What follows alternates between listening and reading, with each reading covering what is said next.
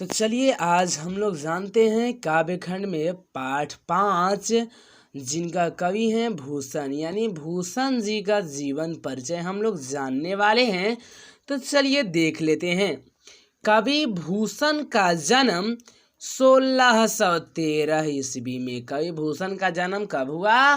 तो 1613 ईस्वी में। कहाँ हुआ? तो उत्तर प्रदेश में कानपुर के तिकवापुर गांव में हुआ था तथा मृत्यु 1715 ईस्वी में हुआ था। जन्म कब हुआ इनका? तो जन्म 1613 ईस्वी में। किस प्रदेश में? तो उत्तर प्रदेश में। उत्तर प्रदेश में कहाँ? तो कानपुर। कानपुर के कौन से गांव में? तो तिकवानपुर गांव में हुआ था। मृत्यु कब हुआ? तो 1715 ईस्वी में।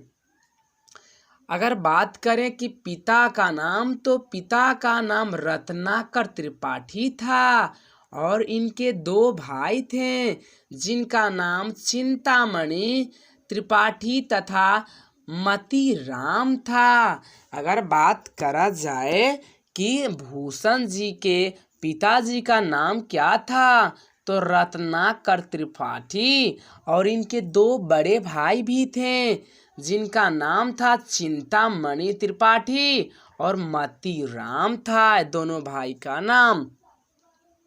भूषण जी को कवि भूषण की उपाधि चित्रकूट के सोलंकी राजा रुद्रशाह ने दिया था और आगे चलकर इनका उपनाम भूषण इतना प्रसिद्ध हुआ कि उनका मूल नाम लोगों को याद नहीं रहा।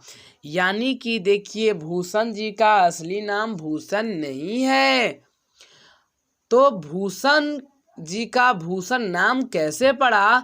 तो देखिए, कवि भूषण की उपाधि एक राजा हुआ करते थे, चित्रकूट के राजा सोलंकी राजा रुद्रशाह ने।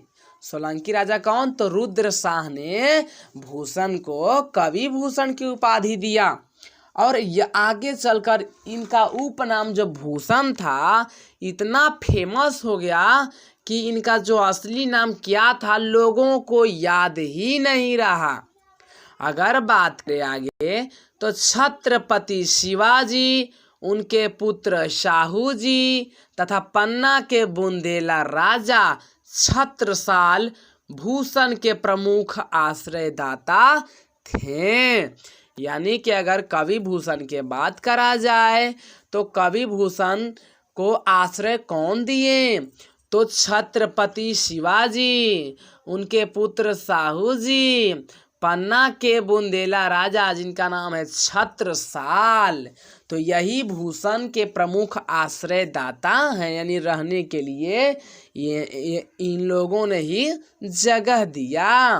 रचनाएं की अगर बात करें तो शिवराज भूषण, जो कि 384 छंदों में और 105 अलंकार है यहाँ पे, यानी कि शिवराज भूषण है उसमें। इसके बाद है शिवा बावनी। शिवा बावनी में 52 मुक्तकों में शिवाजी की वीरता का वर्णन किया गया है। छत्रसाल दशक, 10 छंदों में छत्रसाल की वीरता का वर्णन किया गया है। अगर बात करें कि रचना कौन है, तो शिवराज भूषण। इसमें कितने छंद हैं? तो 384। कितने छंद हैं? तो 384 छंद हैं। अलंकार कितने हैं? तो 105 अलंकार हैं। और इसके बाद दूसरा का रचना शिवा बावनी, नाम से ही पता चल रहा है, बावनी मीन्स 52। तो मुक्तकों की संख्या तो 52 मुक्तक हैं और 52 मुक्तकों में सब में शिवाजी की वीरता का वर्णन किया गया है। इसके बाद है छत्रसाल दशक। दशक मीन्स 10, यानी कि छत्रसाल दशक में 10 छंद मिलते हैं और 10 छंदों में छत्रसाल की वीरता का वर्णन किया गया है। इसके बाद कवि भूषण जो हैं रीति काल के प्रसिद्ध कवि हैं। कौन काल के प्रसिद्ध कवि हैं? तो रीति काल के प्रसिद्ध कवि हैं। तथा ये वीर रस के कवि हैं। अगर बात करा जाए कि कौन से रस के कवि हैं, तो वीर रस के कवि हैं। कौन काल के कवि हैं, तो रीति काल के कवि हैं। कौन, तो भूषण जी। अब देखिए, काव्य रचनाओं में ब्रज भाषा का प्रयोग किया गया है। उसके साथ ही वे अरबी एवं फारसी शब्दों का भी प्रयोग करते थे। अगर बात करा जाए कि रचना में कौन सा भाषा का प्रयोग करते हैं, तो ब्रज भाषा का प्रयोग। और अगर बात करा जाए तो उसके साथ साथ मैंने ब्रज भाषा के अलावे अरबी और फारसी शब्दों का भी कवि भूषण जी प्रयोग करते हैं।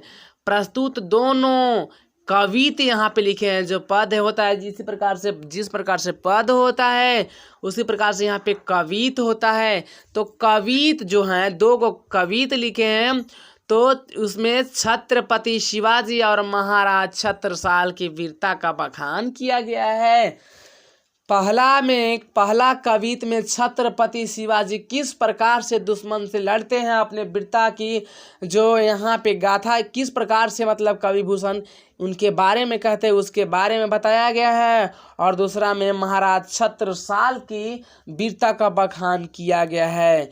तो मुझे आशा है कि वीडियो आपको बहुत हेल्पफुल हुआ होगा। यदि आप कुछ भी सीखे होंगे तो आप वीडियो को लाइक करिएगा, चैनल को सब्सक्राइब ज़रूर कर दीजिएगा और एक प्यारा सा छोटा सा कमेंट करिएगा।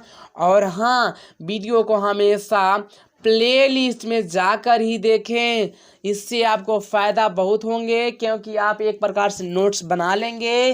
तो मिलते हैं अगले वीडियो में, तब तक के लिए धन्यवाद दोस्तों। Take care and bye bye.